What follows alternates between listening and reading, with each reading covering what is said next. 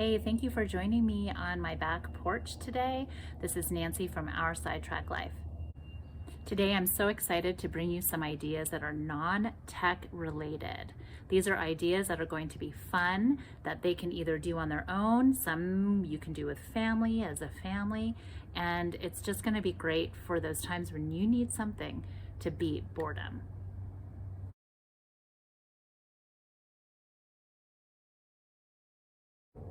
I broke this into three big categories of ideas. One are challenges, one are all about games, and one area is all about creative projects. So let's take a look. The first category that we'll dive into are challenges. Now, what are those? You may not be a competitive family. We're not really either, but we love to challenge ourselves to do something and work on something, a skill. Maybe it's something like drawing, maybe it's Lego building.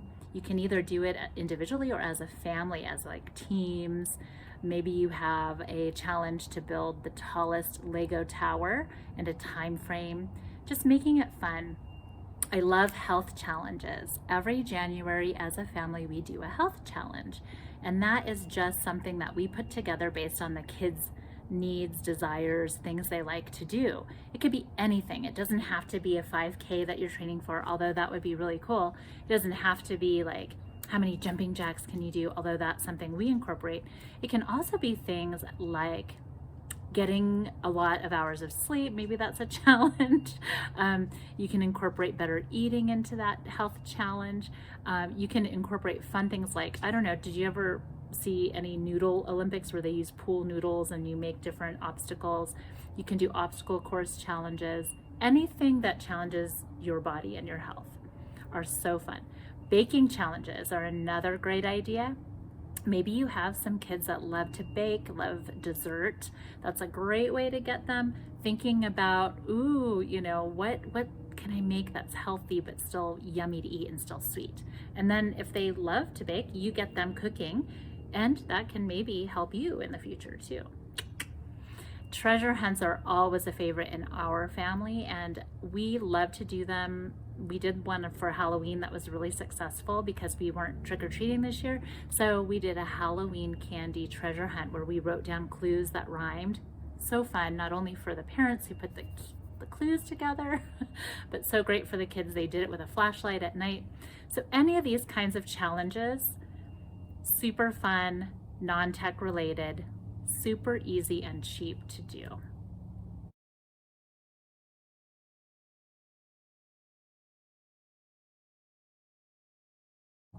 Okay, the second category is all about games. Now, you probably have a million of them in your closet, and most of the time I think we just assume that the kids are going to pull them out and start playing, and sometimes they do, and that's when we're like, yay, the win.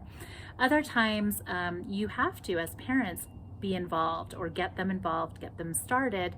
We have a family game night. We usually like to do it on Wednesday nights where the kids each rotate choosing a game to do. And you can do it more than one night out of the week. It's totally fun and fine if your family loves to do that kind of thing. Some of our favorites that just make us laugh, and you may have heard of some of these, but maybe you haven't heard of some, check them out. I'll also put links to these below.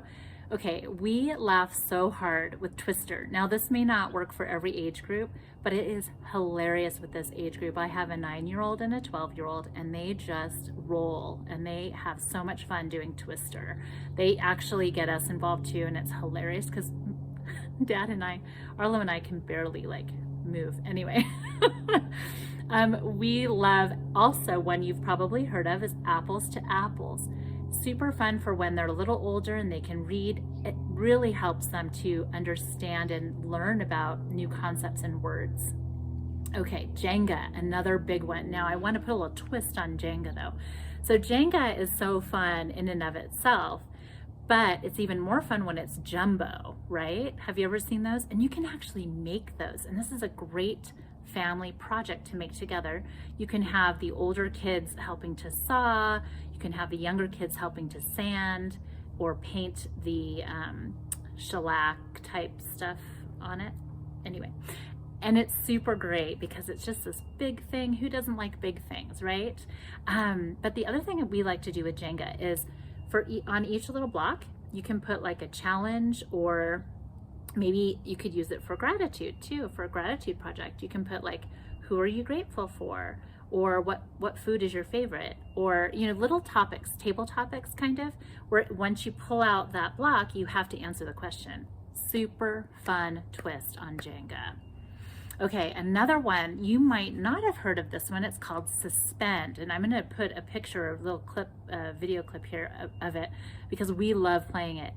And it doesn't require reading. It doesn't require very much in terms of that brain power, but what it does involve is spatial awareness, and this really teaches the kids about balance. So it's a super cool game. I'll put a little clip in here about Suspend. Okay, another one is Spoons. Spoons just get you going, and it's like a super fast game where you're trying to grab spoons, and it just makes you laugh. And so, you know, any of these are great for that. So those are some games that we love to play as a family, and I know there are tons more out there, but hopefully one of these resonates with you and inspires you. I know they'll make you laugh.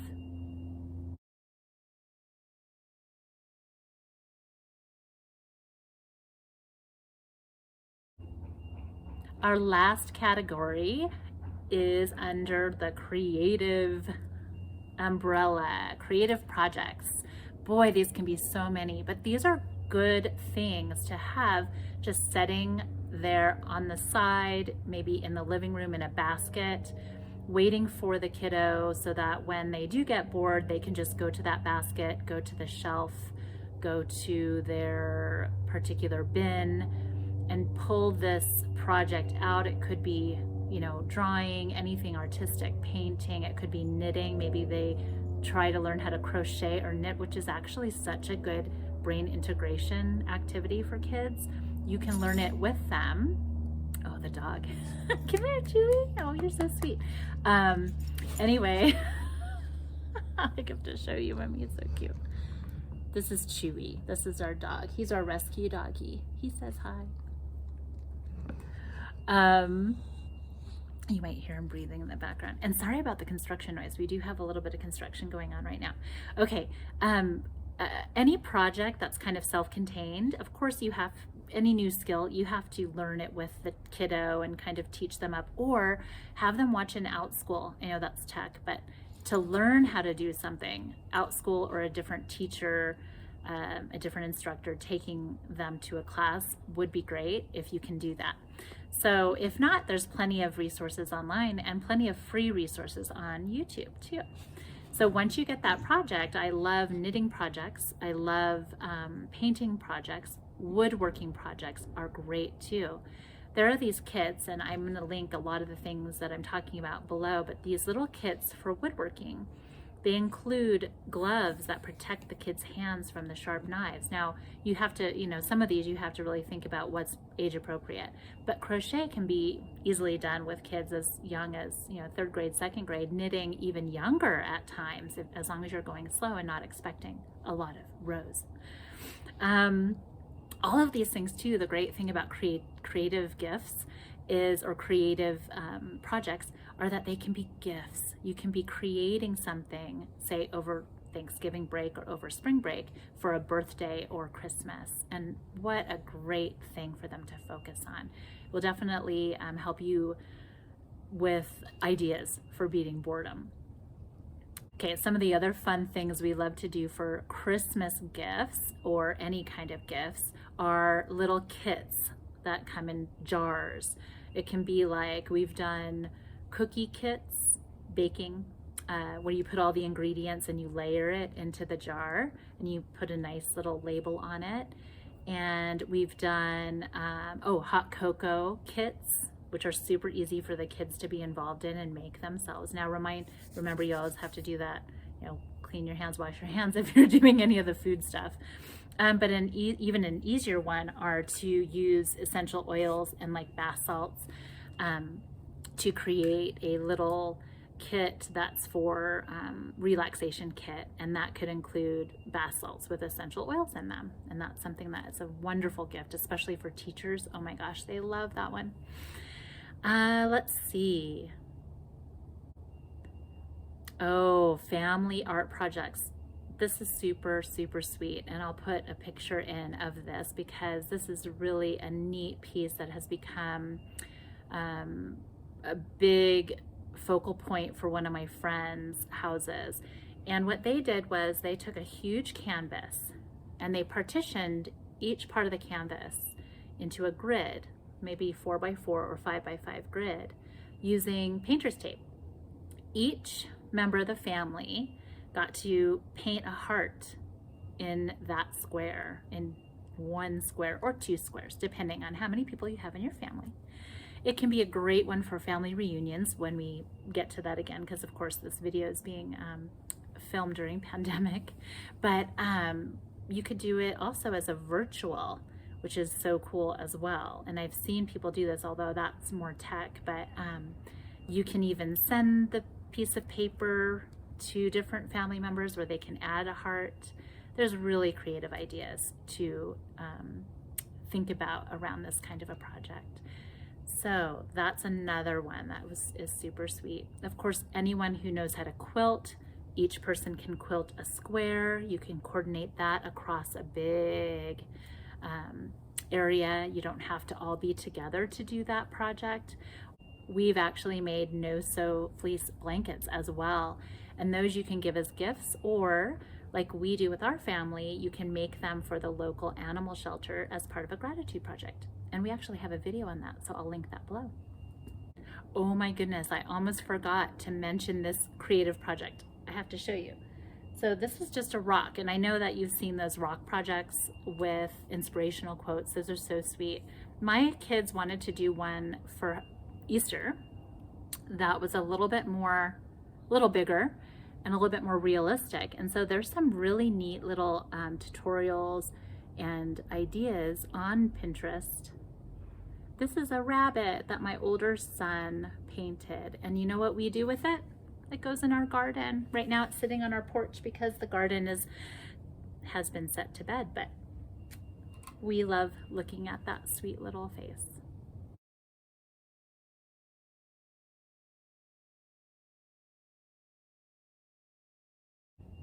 So that is our last category, creative projects, and there are so many out there on Pinterest. Go for it, have fun. All right, the 3 categories were challenges, games, and creative projects. So maybe you choose, as a family, choose one from each category. Maybe you have a whole bunch written down, as long as you have all the supplies for everything, written down on sticks. I love this. I'll show a picture of this. You can put different activities or ideas on popsicle sticks and put them in a jar, so whenever the kiddos are bored, they go right to that jar. This is fun and wonderful for summer as well. I hope that you've been able to get some ideas going and get inspired from the things that I've presented to you today. If so, please click that like button, subscribe, hit that bell so that you can get the notifications for all the other videos that I'll be putting out. And if you have ideas, I want to hear about them because I love sharing. So please send me your ideas and let's have a conversation about how we can help our kids beat boredom in a non-tech kind of way. Thanks for joining today. Have a wonderful, wonderful, wonderful week.